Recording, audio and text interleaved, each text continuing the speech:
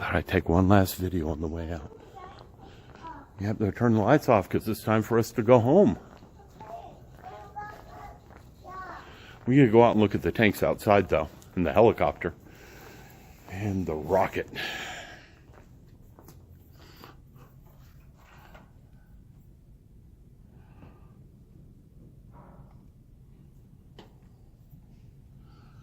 Some people know their work here. I can say that. Some people definitely know how to build their tanks here. I like that one, and that one is well done. Uh-oh. What am I hearing out of the Emmy? There's some very well done model kits in these cabinets. Mama, there's the dino. Yeah, I know. Then can I go, Joe? Yeah, let me shut this down. How'd you get hurt? What happened? Emmy, did you have fun today? I want that. Do you like museums? I want the jackpot. You gonna drive Emmy? Okay, you stop. You can't drive her into things. Right over here? No, stop. Miri, back towards Papa. Miri, back this way. Okay. You want a picture there? Okay, let me get it set up right. What are we standing by? The Foolish Fella 2. That's what we're standing by. The Foolish Fella 2. Which is not labeled. It's a light. But I'm pretty sure that's a Sherman. Then we got this guy over here. And Miri's running crazy out here.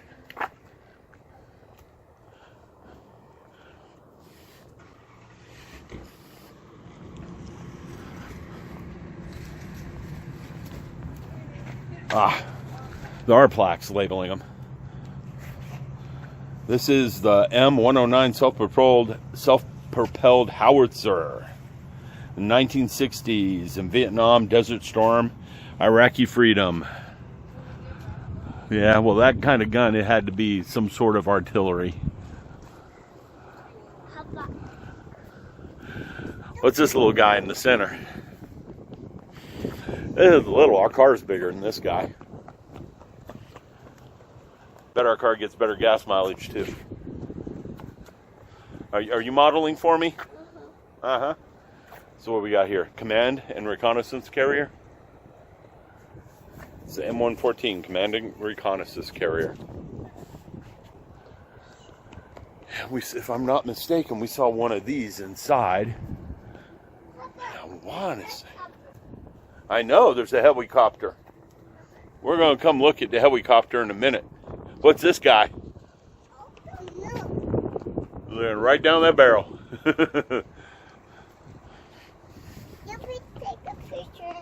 Okay, I'll get a picture of you in just a second. I'd have been wrong on what I thought it was. It's an M48A2 Patton tank. Okay, I'm going to pause video and then take a picture because Pretty Girl wants one.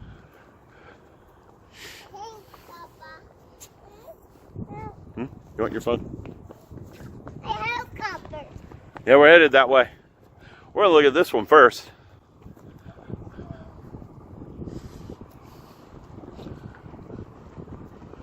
Yeah, short stubby barrel on this guy. What is he?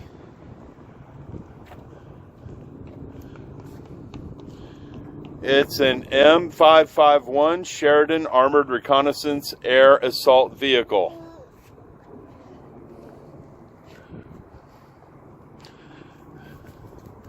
You got a short, stubby, big-barreled gun on him. Well, let's look down the barrel of that one, shall we? See the rifling on it.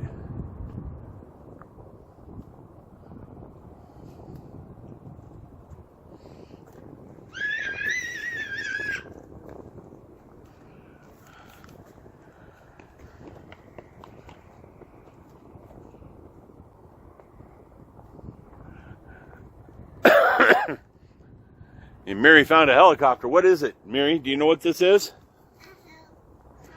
What kind of helicopter? And they've done what I don't like some museums doing. They've bolted over the windshields. It's okay. And I knew it was a Cobra. I mean, I'm not your perfect military person. Don't climb up there, Mary. But you can see from this thing is not lightly armed. It just has almost no front profile to it. And over here we have one of the most important things to me at this park. A V2. Let's walk up and read the plaque.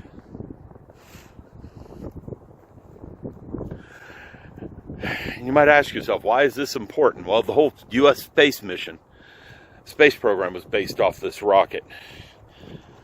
The V2 was the world's first long-range guided ballistic missile. The Germans developed the V2 as a liquid-fueled revenge weapon against Allied forces that bombed Germany between 1944 and the end of World War II the following year. German forces launched over 3,000 V2s against London, England, and Belgium cities of Antwerp and Liege. They killed over 9,000 persons in the process. When the V2 rocket scientists surrendered, most came to Fort Bliss to continue development and test firings. More than 80 V2s were fired on White Sands Proving Ground. This is only one of the 2 V2s that exist in the Army today. Length 45 feet, 11 inches. Wingspan 11 feet, 8 inches. Liquid-fueled water, ethanol, and liquid oxygen. Gyroscopic guidance system. 2,200 pounds of amytal was the warhead. Speed 3,580 miles per hour. Range 200 miles. This thing wasn't a minor rocket at all. The Germans built it in World War II. There's only 2 left in the Army. There might be more in the world. This is all you got in the Army. And I'm amazed to even see one. To me, this right here was worth the entire trip.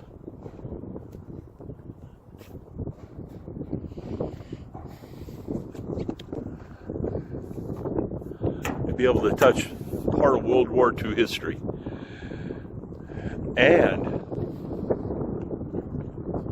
history of the U.S. space program. I got a really patient wife. Everyone needs to thank her for this.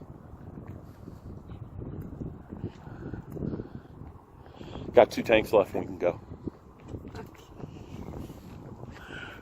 But besides, this is letting the Miri vent some of that energy. You know? One day you're going to get all this stuff, aren't you? Uh-huh. You are. Come on, Miri.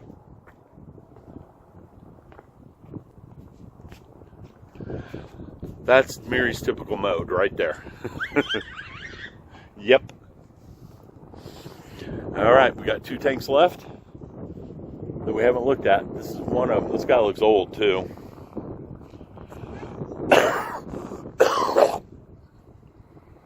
M26 Pershing tank. The highest rank in the U.S. Army's history. German Panther tank.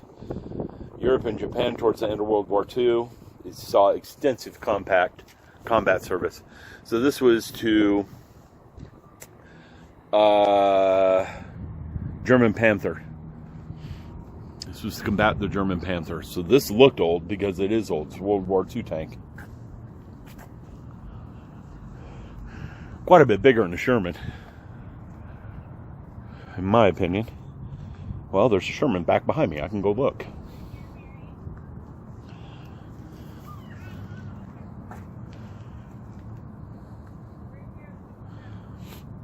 Hope all of you don't mind looking at the track system. That's what always amazes me about these tanks, are the track systems. Let's go see. We got 2 more. 1 more, really. This guy who's painted up all nice and neat.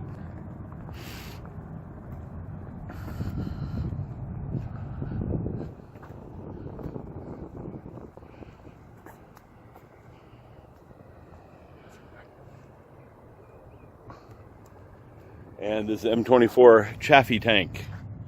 There's a Chaffee gate here. So, U.S. Army introduced the M24 Chaffee tank into World War II and named it for General Anda Chaffee, a veteran of the Civil War, Indian War, Spanish-American War, and the Boxer Rebellion in China. Well armed for its size and weight, the M24 was adopted in the division at the end of World War II and used in the Northern Italy campaign. Division tank battalions had a company of these until the M41 tanks replaced them in the 1950s. This is also World War II. Now, when I picture tank, this is what I picture. Okay, this and it's the Patton over there. I picture these guys.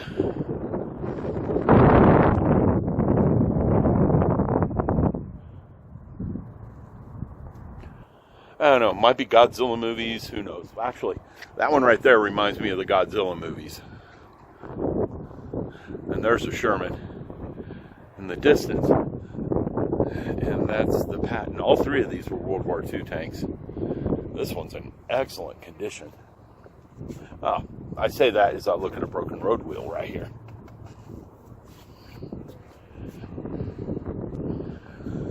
They're all in excellent conditions. And again, the road wheels, the track system is what amazed me by these things.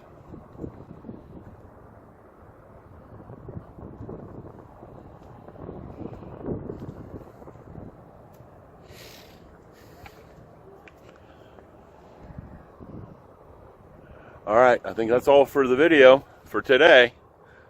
I'm going to end this with a view of my daughter climbing in the track system of a Patton tank.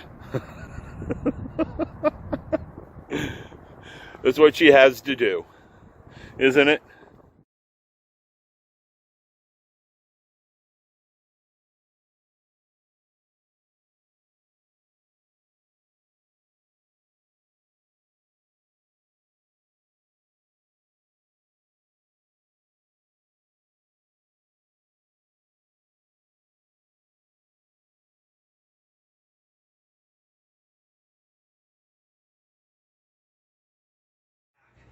To this first generation of stars, first generation of galaxies, we'll be able to see. Yeah, you know what a Camry is, don't you?